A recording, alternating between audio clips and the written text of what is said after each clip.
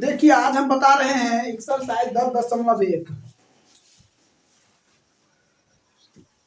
देखिए प्रश्न, पहला प्रश्न है एक वृत्त की कितनी स्पर्श रेखा हो सकती है। देखिए एक वृत्त की कितनी स्पर्श रेखा हो सकती है। तो मान चलिए एक वृत्त है, इधर भी स्पर्श रेखा हो सकता है, इधर भी हो सकता है, इधर भी हो सकता है, इधर भी हो सकता है। कहने का मतलब क्या है, अनेक हो सकता है, समझे। तो लिख सकते हैं एक नंबर में अपरिमित रूप से अनेक हल। कोई दिक्कत एक समझ गए एक नंबर। अब देखिए दूसरा नंबर है कहता रिक्त स्थान को पूर्ति करे। क्या करा, रिक्त स्थान को पूर्ति करे। नंबर 1 कहता किसी वृत्त की स्पर्श रेखा उसे डैश बिंदु पर प्रतिच्छेद कर सकती है। तो सिर्फ एक बिंदु पर प्रतिच्छेद कर सकती है। तो क्या लिख सकते हैं उत्तर में, एक। ठीक है।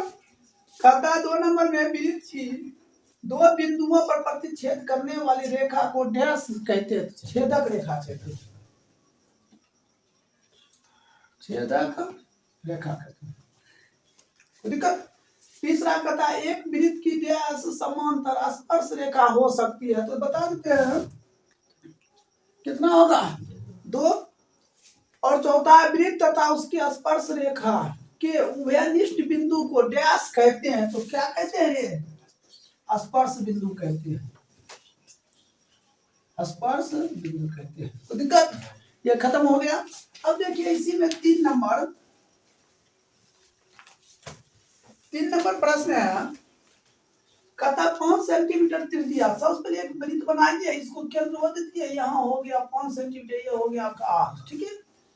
कहता एक वृत्त के बिंदु P पर स्पर्श रेखा, कहता P पर स्पर्श रेखा PQ के केंद्र। देखिए ये P पर क्या है, स्पर्श रेखा।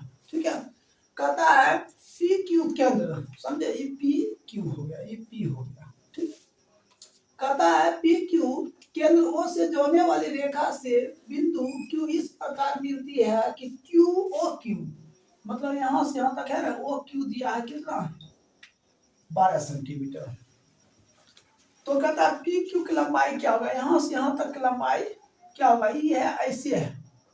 ठीक है, ये हो गया। ठीक है। अब ये कहता ज्ञात करने के लिए क्या है, PQ। तो PQ बराबर क्या हो जाएगा, इतना दूर, OQ का स्क्वायर माइनस OP का स्क्वायर। ठीक है। ये देखा 12 का स्क्वायर माइनस 5 का स्क्वायर हो जाएगा 144 माइनस 25 कितना हो जाएगा, हटा दीजिए 119। यही क्या हो जाएगा आपका आंसर हो जाएगा। कोई दिक्कत। 4 नंबर प्रश्न देखिए कहता एक वृत्त खींचिए। सबसे पहले एक वृत्त बना लीजिए। तो दिक्कत।